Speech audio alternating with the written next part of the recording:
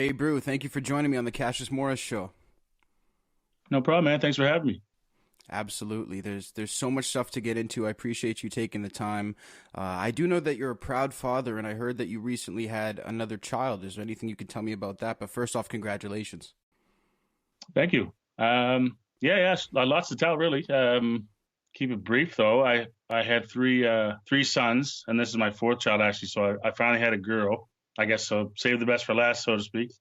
Hmm. But she was born about a month ago, so we'll see what happens there. I got my little princess. Awesome. That's great, man. Congratulations, and Thanks, definitely brother. look forward to seeing what happens with that. And you also have the group Dads Against Double Standards, which we're going to be touching on a little bit later in the interview. But to start off with, I want to talk about your music. So Yeah. I noticed that you have a couple of Jay-Z affiliations in your music and a couple little nods. Am I picking that up right? Yeah, you could say that Because I saw for you sure. shout out Blueprint. Well, it's yeah. So I had a record label called Blueprint, which sort of like was molded after the whole like Blueprint Jay-Z thing, and he's honestly one of my idols in music, really, and just business in general. Is he one of the first rappers you started listening to?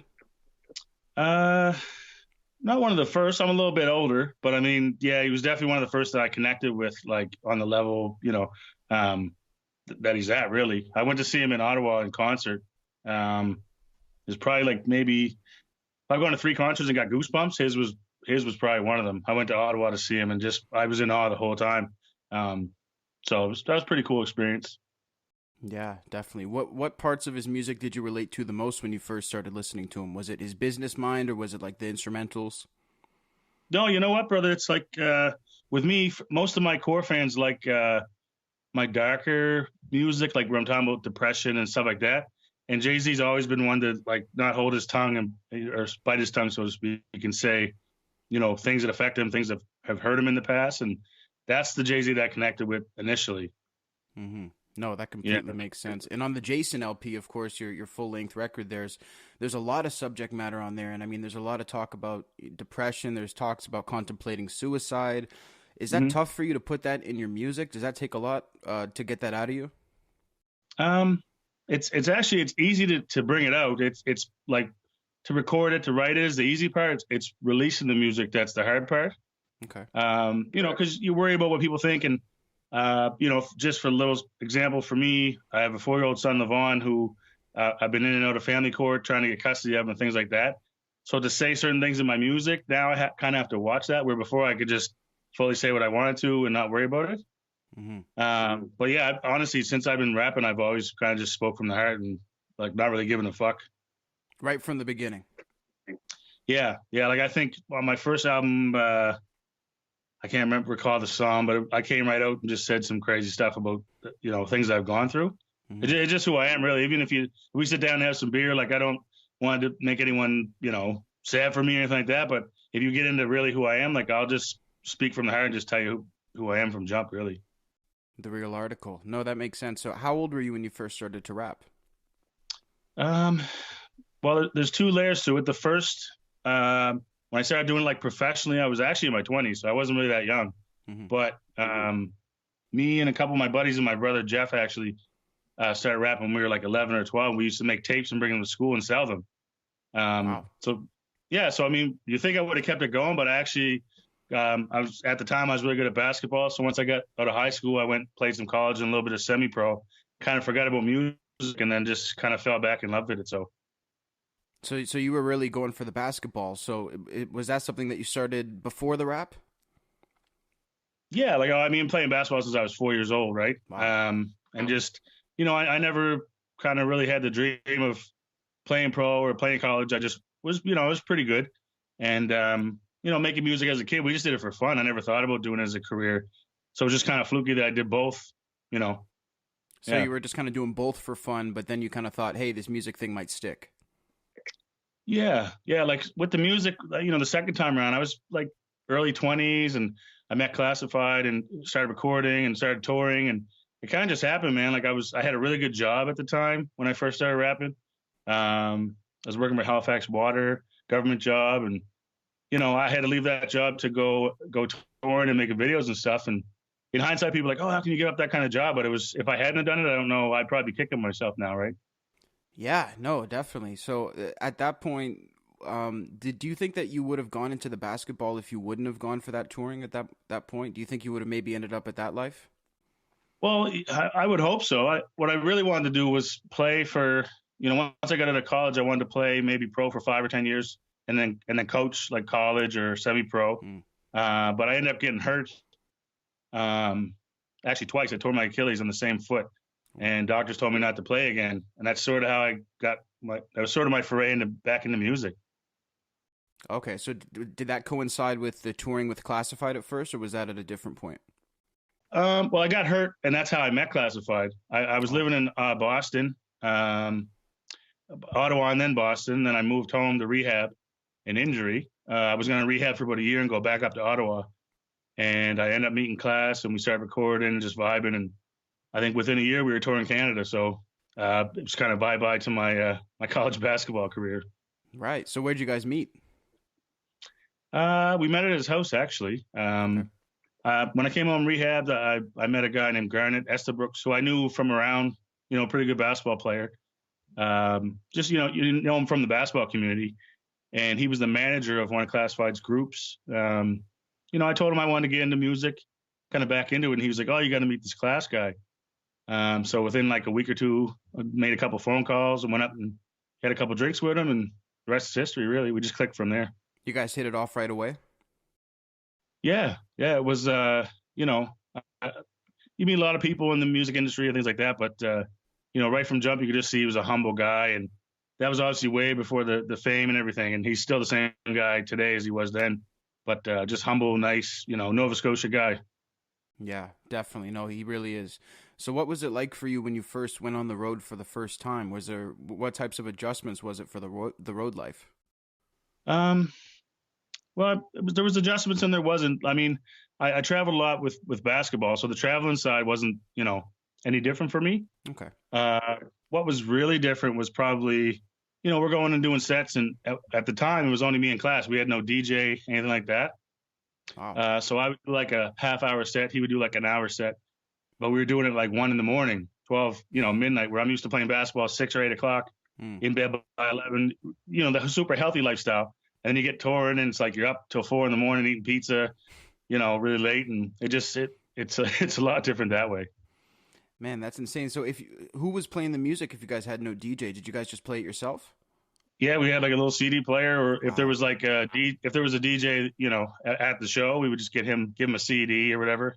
It was CDs back then. It wasn't even like, zip drives or flash drives and stuff like that. So Yeah, it's not like you guys could just play even a Bluetooth or anything like that. So yeah, even to like obviously show my age here, when we first started touring, we had like a tape, like those cassette tapes. yeah, That was our on a tape. So if you fucked up a certain song, you couldn't like skip to the next one. You had to let that play. It was really kind of weird, and but it could skip too. yeah, like just tapes were not the way to go. We only did it once or twice, but once we started using CDs, and then CDs went to flash drives and stuff like that. So now Class has his own DJ and band and all that. He's come a long way, to be honest with you. Yeah, well, that's what I was just thinking. I mean, thinking of that, and the last time I saw him live, he's there making beats on stage, and like you say, he's got his DJ, he's got his band. It must be pretty crazy because even you having your full length record and stuff like that, that's a long way from what you're describing. Yeah, yeah. Like I mean, it's. I mean, I say it a lot in interviews, and just when people ask me about Class, like he says it himself. Like he did it grassroots style. Like we went probably 3, sometimes 4 national tours a year, like for probably 5, 6 years before anyone even knew who he was. But the cool thing about doing that, one was that no one else did it. So like he really, he got the fame just the right way. But Hmm. the fans kept coming out. So like the first time we say we're in Vernon, BC, 2001, there's 20 people. Go back 2002, there's 30, 40, then there's 100. Like every time we came back, there was more people. And now he goes and could fill like small stadiums, right? So Yeah, it's and it's, that's just from it's cultivating the actual, like you said, grassroots following right there on the ground. yeah, yeah, he did it. And I'm sure, back then it might not have been a master plan of his, but it's just sort of the way it worked out. And I haven't seen anyone take that same mold since, really. Yeah, no, it's definitely unique. What was there any sort of master planning when it comes to Half-Life? Because not only in the East Coast, but just in Canada in general, it's such a staple. Was there any what was exactly was behind that, if anything, in general? Um, well, I mean, obviously he could speak better on it, but I mean, Half Life is just, I know from Class's standpoint, there was certain labels that he probably could have signed with or whatever, but he likes, in a good way, he's a control freak. You know what I mean? Like, which is awesome with his music. He's a perfectionist, but Mm-hmm. he also just didn't want to sign any record deal. Um, and just they basically own your music. They own who you are as an artist. So he formed Half Life, and then we started signing a few artists here and there, and just going on the road. And he's always done everything very carefully, and meticulous, and it's paying off really. Exactly. So technically, under your music, are you signed under Half-Life? I was for a couple albums, um, for yeah, two albums, and then I actually started my own label, Blueprint Music. Mm-hmm. So I kind of moved myself over to that just so I could be my own kind of boss, sort of thing.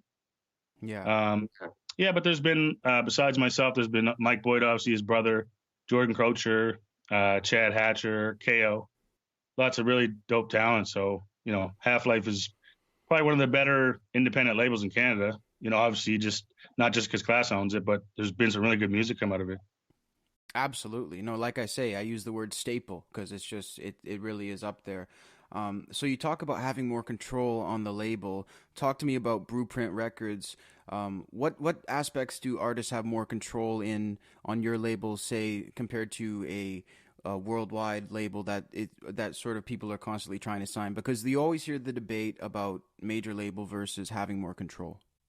Yeah. Well, I mean, I could go tomorrow if I sign with Sony Entertainment, say, and you just literally everything that they pay for. The good thing about the big major label is like they pay for everything, right? So they'll give you a little upfront money to record your record. Hmm. They'll give you like the dopest producers, the guy that the mixed album. You know what I mean? Then when you go on tour, you get like a bus, say that costs $1,000 a day. They pay for that. Now the problem is you got to pay all that money back with your record sales. Right. So, I wouldn't be like a high artist like Class. So let's say I was mid tier. Um, Me recording an album, going on a tour two or three times might cost me 80 grand. I got to sell a shit ton of albums to make that money back for them. Hmm. And I don't see a cent until that 80 grand is paid back to them. So with Class and people that choose to go the independent route, um, it's a little bit harder up front because, if you don't have that money, you're finding, budgeting, trying to find that money other ways. But if you have the luxury of having that money up front, that's money you don't have to pay back. So, even when Class signed to Sony, major labels, so they got him in some ears of people that, might not have known who Class was or whatever. But when it came to paying for the tour bus and all these other things, Class chose to pay for that on his own so he wouldn't owe that money back. It was just a luxury that he had the funds to do so, right? Yeah, no, and that's very smart. So, and for people who don't know, I mean, just to really break it down, you're talking about a record advance when you first make your album. They'll give you, a lump sum of money. So you're Hmm. basically explaining that that's essentially a loan. That's not them giving you Yeah. money. Yeah, like so you see, whoever it is, I'm not to pick on artists, but like Lil Yachty's and guys like this, they might sign and get a $500,000 deal, buy a bunch of chains and cars and whatever. Uh, People don't realize that 500 grand got to come back. So that Lil Yachty record comes out, he might have to sell, a 500,000 or a 250,000 albums just to pay them back, and he doesn't see a cent of it until it's paid back. So there's artists out here that might have done that, and they're really if you're not touring, because touring is where all the money's at. If you're not touring and you're selling your singles, your radio's playing it, that doesn't mean you're making money necessarily. Hmm. No, that's completely true. There is a bit of illusion there surrounding, I think, the star factor and the money factor when it comes to making music and entertainment in general. Hmm. It's just one of those things. So you talked about having the money up front, how it's a really good thing that if you can put the money up front for your music and for your production to do so. What are some good Hmm. tips and ways for people to get that upfront money if they maybe don't have it yet, particularly for young artists in Canada? One thing, I mean, I get this question a lot with younger artists, how to sustain kind of a career out of it.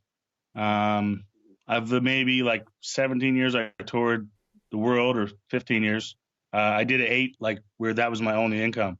So, I got pretty savvy with it. But what I tell them is you have to put the money you make off your music, you put back into your music. Okay. That's the only way. So, just to give a really quick example, if you have 100 T-shirts as merch, right? You paid $10 for those T-shirts, so that's $1,000. But you sell those shirts for $20, right? You sell all 100. Now you've made a pretty good profit off of that. So now you got $2,000. Yeah. So you take that 1,000 you already got that, you paid for those 100 shirts, and you buy another 100 shirts, and now you take the other 1,000, and if you have to live off some of that, that's fine. But I always try to take whatever I pay for something to put it back into that something, right? Right. So even CDs back in the day were $3. I would sell them for 10. So if you sold, 100 CDs, you're making $700 profit. You just take that 300 back and you put it back and get more CDs. And you were what, right? 11 at that time? No, that was when we were doing the school. We were doing tapes, selling them for like $5.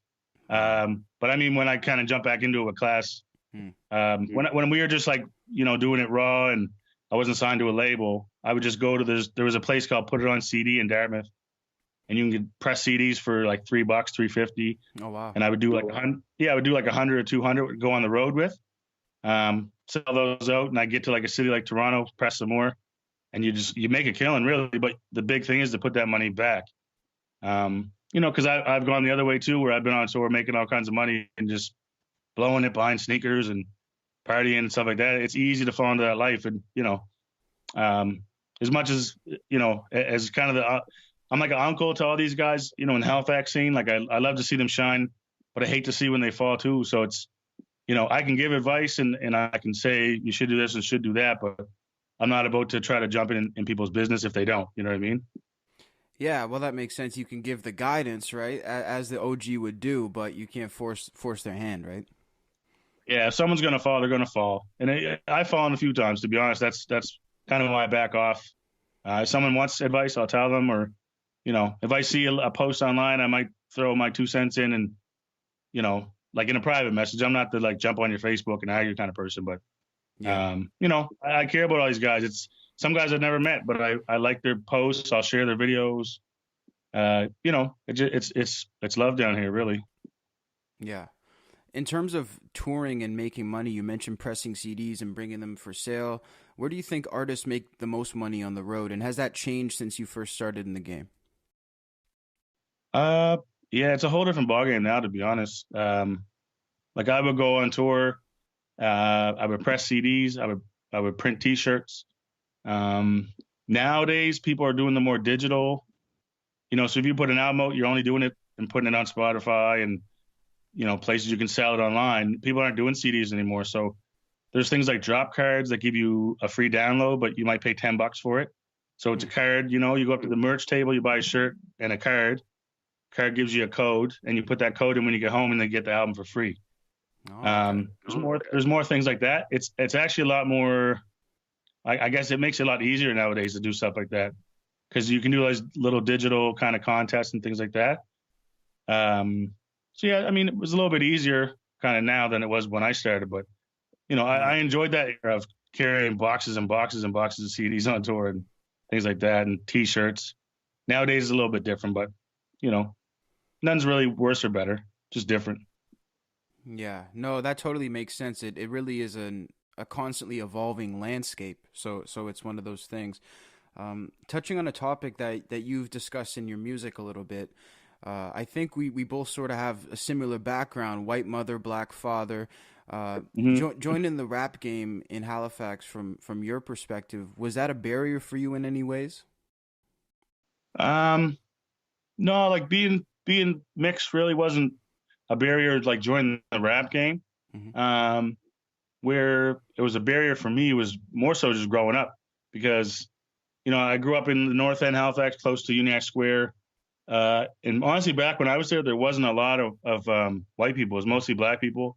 Hmm. I had a really strict dad, and I had to have manners and blah blah, and I didn't speak a little slang a lot. It was all about education for me, and my dad knew if you're going to get somewhere in life, get your education. So when I was kind of a little kid down there, I wasn't. I lived with the thing like, oh, you're not black enough. Like you don't talk this way. And Hmm. then I moved from there. My dad moved me to Bedford, Nova Scotia, and it was like I was like one of maybe three black kids in the whole town.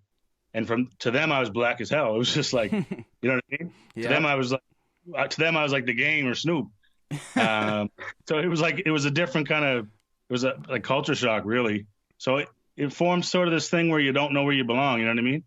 Yeah. Like I feel, if I get pulled over by the police right now or something happens, yeah, I feel black as hell because you know what I mean. It's just the way that I'm feeling being treated. Um, but then there's times I might have been a kid down by the square and you feel like you're not black enough. You know what I mean? Like it's a weird kind of place to sit. And I had that song called "You Ain't Black Enough." That's kind of where that came from. It's a Yeah. funny song. I try to put a funny spin on it, but it's something I've got a lot of feedback on from people that are mixed race to say, thanks for doing that song. Yeah, it's how I feel, sort of thing. Oh, for sure. And I really enjoyed the fact that you did put some levity in it. And like, it doesn't sound like you're complaining. It doesn't sound like you're a victim. It just sounds like you're discussing very real life issue. And Yeah. I had a similar experience because I went through my middle school years in Halifax in Hammonds Plains, Mhm. and Oh yeah. in my middle school I was the black kid. Yeah. You know what I mean? But then I moved out here to Edmonton, and a lot of the communities from Toronto. So you get a lot of Somalian people, a lot of different type of Muslim people, and a lot of different races. So I was definitely like, no, not even in the conversation when it came to black when I came here. So that's Yeah. crazy that you relate on that level, though. Yeah. You know what I mean? Like when I went away to university, I went to Ottawa. Same thing. Lots of Somalians, and I actually like. You ask anybody around here, like my close friends. I don't go and get drink and fight people, but I've had a few altercations over the years just with African people, Hmm. just for that exact reason. Like they don't look at us as black, and even to be honest with you, I've got cousins, family, friends that are 100% black, and you know, they look at them like they're not black as well. It's like sort of a thing. You know what I mean? Yeah, no, I don't definitely. get too much into it. It's not. I'm not trying to shine a dark light on Africans, but I have lots of friends that are African. But it's just sort of a thing that happens. Like it's almost like, well, if you're not African, you're not really black, and so then you throw in the fact that you have white in you, and it's increases that. So Oh, for I sure. had a few things happen when I first went to Ottawa too with that community, but But you got through it in the end. Yeah. I feel yeah, like yeah, it's a pretty good time too because there's so many different rappers of so many different races. There's some big Asian rappers now, and it's just like I sort of feel like. Do you feel like it might be phasing out the race aspect of hip hop, or do you think it might be sort of here to stay in some ways? um, I mean, it's definitely getting better. I just feel like it will never go away fully. You know what I mean? Like, Hmm. um, here's the thing with me, and the more people get to know me or listen to my music, a big part of hip hop is bravado, and I'm the best, and I'm better than you, and to kind of hold my balls and show who's the boss kind of thing. Yeah. I've never been a rapper. I'm just like, hey, I'm depressed. I fucking like I speak real shit. Hmm. So those are the artists I tend to listen to the most and respect the most.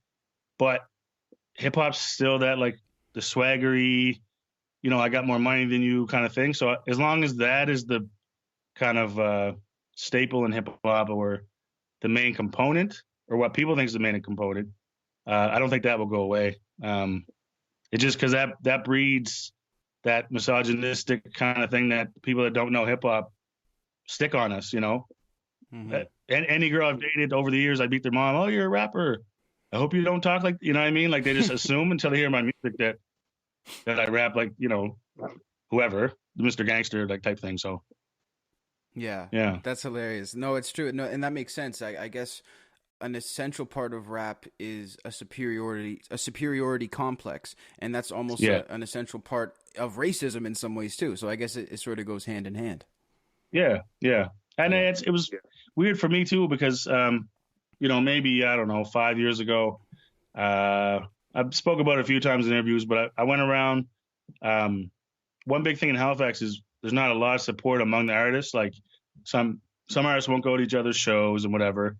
I was guilty of it too, but I mean, I'm a father. I was busy, so I spent one summer where I was like, I'm just going to go to every show I can, and I don't know. I went to like 30 shows that summer, and I sort of got just from talking to other younger MCs like dubbed as like the king of Halifax, and it was fun for a minute. I ran with the title. I got it tattooed on me even. I put out, a song called King's Home. Me and Miracle put out a album called Two Kings. And it was fun to make that kind of music. I was more the bragging guy. Hmm. But at the end of the day, it's not me. And I knew it wouldn't last, but it was fun to do, but it just didn't fit my personality, right? So, You kind of wanted you to know, get it out of your system, so to speak. yeah, yeah. Because here's the thing too. Like, I'll just use Class for an example. He has a certain style and, like the All About Yous and the really positive stuff. And, no matter how much negative the world is, he always has a good way of spinning it into the positive light in his music. Yeah. So then, say for example, the songs he's on with me, on my old records, I was like, yo, like just rap. I just want you to rap, spit bars, and he would do that. But it was probably fun for him to just get out of his shell and just write. You know what I mean? So Yeah. it's the same with me. I have my, certain J-Bru style, and when I get someone ask me to be on a song, it's like I always ask, what's the topic? If there's no like particular story, I'm just like, okay, I'm just gonna try to like kill you on this track, like with bars, kind of thing. Yeah, So just meat and potatoes rap. yeah, yeah, but it's fun to do that sometimes, right? Especially Yeah, for someone like me that's known to have that certain sound. for sure. Do you ever get affected by listening to other hip hop music? Because I don't know how much you listen to hip hop compared to other genres, Mhm. but like Lil Wayne, for example, he listens to none at all. Yeah, I do in the run of like general week, general month. But when I'm working on new music, I don't listen to hip hop at all. Okay. Okay. It's something I've talked about over the years, but what happened with me was I was recording. I think I had an EP called Black and Brew, and I was listening to this one De La Soul song all the time. I just really loved the beat, and I was driving around all the city all the time in the summer, and not even realizing the album come out like it was like a year later, and someone messaged me like, "Yo, this song sounds like this De La Soul song that you did." Um, so I went back and listened, and my song sounded exactly like their record. Wow. This is one song, so I was like, shit, like I gotta stop doing that. So now when I'm really listening or buckling down to write and record an album, I don't listen to any hip hop at all. Okay. Do you listen to like any other music as a substitute, or is it sort of a quiet zone? Um, I do and I don't. It just depends. Like I listen to more like R&B, some reggae. Yeah. And I mean, I'm in the car a lot with the kids, so the pop music's on all the time. So that's one thing I've always prided myself on is I like to write, so I can write any style of music, but um, I just love hearing a song that I'm like, wow, I wish I wrote that. Yeah. Which sometimes listen to the radio, I'm like, oh my god, this is garbage. Once in a while, there's a song where I'm like, shit, like that's dope. Yeah. So Why didn't I think of this? yeah, exactly. Yeah, no, I totally know what you mean. Uh, Mm. J-Brew. Where does the name come from? What does J-Brew mean? Well, it's the two meanings really. So I mean, my name in real life is Jay Bruce, Jason really, but no one calls me that. Um, well, my family and people that knew me when I was 10 years old call me Jason, Right. but it's Jay. So obviously it comes from the J Bruce side, but I don't know. I was probably maybe 14 or 15. Me and my cousin Peter were in Spryfield, like drinking. What was that beer called? Maximum Ice, Labatt Maximum Ice, I think. Okay. This 10% beer, 9% beer. And I was way too young to be drinking, but whatever.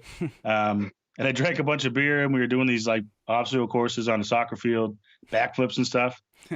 And this guy that didn't even know me, didn't know my name, was like, man, like, what's your name? And I was like, my name's Jay. And he's like, I'm going to call you J-Bru because you're like, you're doing all this crazy stuff. It's not even like you're drunk. So it's not a story I'd like to tell around my mom and dad or necessarily, but they think it just came from my name being J. Bruce. But that's sort of how J-Bru was born, and it just kind of went from there.